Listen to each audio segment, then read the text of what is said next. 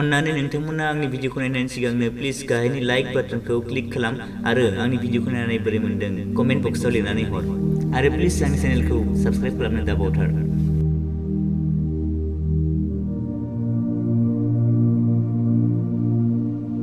हाय लोगोफोर, नोंथांमोननो आं दिनै मिथिंगानि समायना महरजों बुंफबनाय मोननैसो जायगानि सोमोन्दै फोरमायनो सानदों, जेराव नोंथांमोना बेरायहैनो गोसो जागोन।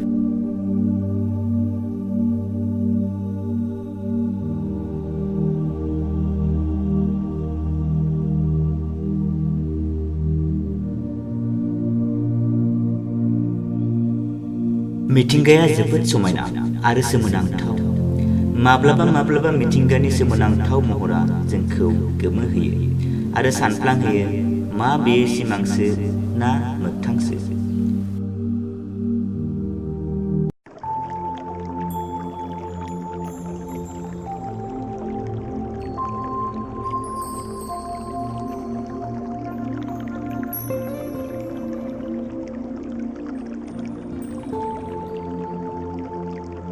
अख्रां नङा बेयो, लैथोनि गोथां दैयाव जोंख्लाबनाय हाथरखिसो जेन। नुनानै जोबोद सोमोनांथाव नांदों ने? नाथाय बेयो मालदीपनि मोनसे बीचआव एबा सेराव हराव नुनो मोननाय मोनसे लैथोनि दैनि जोंख्लाबनायसो।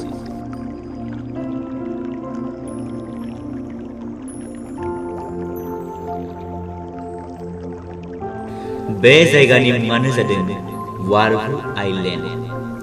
वारहु आइलेन्डआव हराव जेबो लाइट एबा सोरां नुनो मोना, नाथाय बे निला जादुजों गासै लैथोनि सेरा जोंख्लाबो।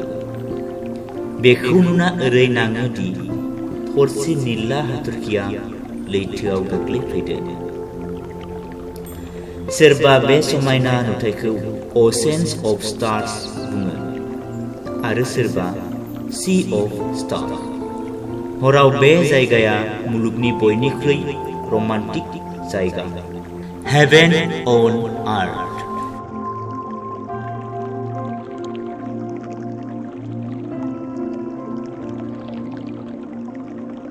बे जोंख्लाबनाय निला सोराङा लैथोनि फिसा जिबि फिटोप्लेंटननि थाखाय जायो।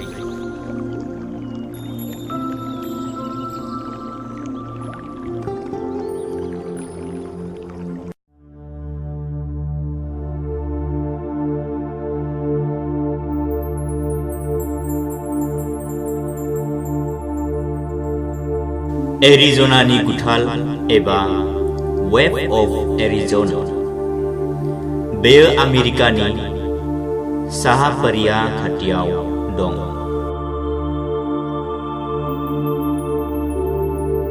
बेयो जादों गाहायनि नुथाय।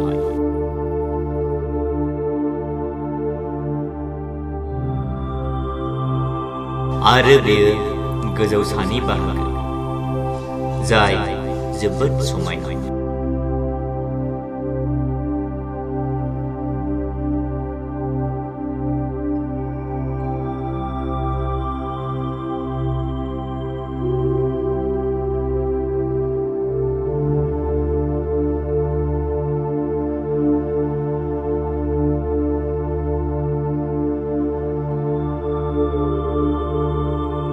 बे जायगाया फट'ग्राफारफोरनि थाखाय जोबोद मोजां जायगा।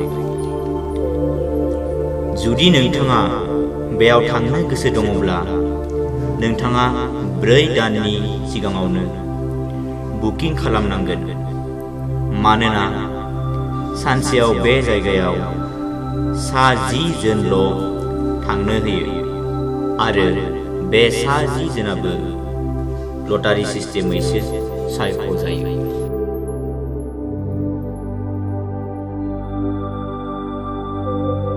सरासनस्रायै जों अख्राङाव नायोब्ला गोसोम नुयो, नाथाय मुलुगाव ओरैबायदि जायगा दं जेराव अख्रांखौ कालारि बा रंगिन नुनो मोनो। बेयाव अख्रांखौ गोथां, निला, गोमो, कमला गाबफोर नुनो मोनो। बे अख्राङाव गाब नुनायनि जाहोनाबो जोबोद सोमोनांथाव। बेखौ नर्देर्न लाइट्स बुङो। नर्देर्न लाइट्सआ गसाइनि सोमोनांथाव सोरजि, जाय बुहुमनि गेस पार्टिकल आरो सोरांजों एटमस्फियाराव थानाय पार्टिकलनि सौदावलायनाय सोमजिनायनिफ्राय सोमजियो, जायनि थाखाय अख्राङाव समायना गाब नुयो। नरवे, कानाडा, आइसलेन्ड, ग्रीनलेन्ड, अलास्का, फ्रेनलेन्ड, स्वीडेन बेफोर जायगायाव बे नुथायखौ नुनो मोनो।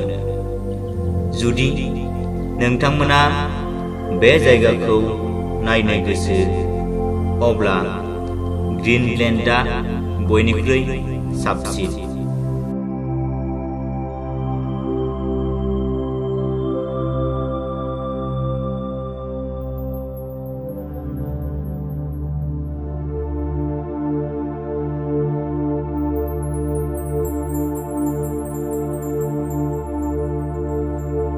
नोंथाङा बेखौ नायनानै साननो हागौ दि बेयो मोनसे 3D इफेक्टसो जेन।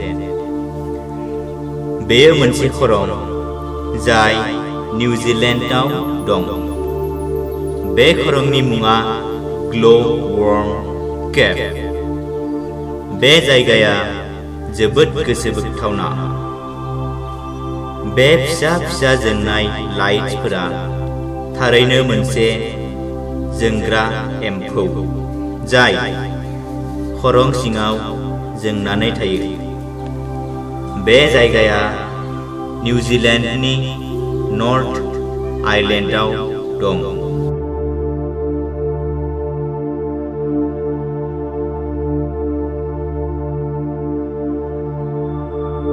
जोबनायाव नैबे सोमोनांथाव जायगाखौ नाय। बेयो मुलुगनि बयनिख्रुइ समायना आरो सोमोनांथाव जायगा। बेखौ जोंनि बुहुमनि जायगा नङै बायदि सानफ्लाङो, जेन सोरगोआवसो दं। बेयाव थाङोब्ला थारैनो गावनि दुखु दाहाखौ बावगारलांगोन। बेयो मोनसे सोमोनांथाव जायगा जाय अख्रां आरो बुहुमजों मोनसे सोमोनांथाव नुथाय जाहोयो। बे जायगानि मुङा सलार दा इउनि, जाय बुहुमनि बयनिख्रुइ संख्रि गोनां जायगा। बे जायगाया दैजों नङालासे संख्रिजों खोबजानाय। बे जायगाया आयना बायदि खामानि मावो, जेराव अख्रांनि महरा रिफ्लेक्सन जाना बेरखांफैयो, जेरै अख्रांखौ हायावनो मोननाय बायदि एबा अख्रां सायाव थानाय बायदि नाङो। बेयो मिथिंगानि रियेल 3D नुथाय। भारतनि त्रिपुरा रायजोनि समान, एबा 10,582 किल'मिटार जायगा बे संख्रिनि फोथारा आवग्रिना दं। आन्दाज खालामनाय बायदिब्ला बे जायगायाव 10 आरब टनसो संख्रि दं।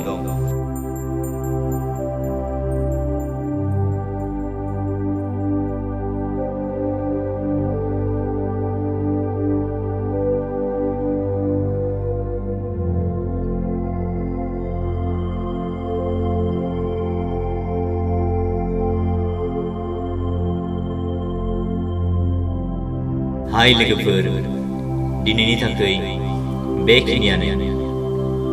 जुदि नोंथांमोना आंनि भिडिअखौ नायनानै मोजां मोनदों, अब्ला आंनि भिडिअखौ लाइक आरो साबस्क्राइब खालामनो दाबाव। गोजोन्थों।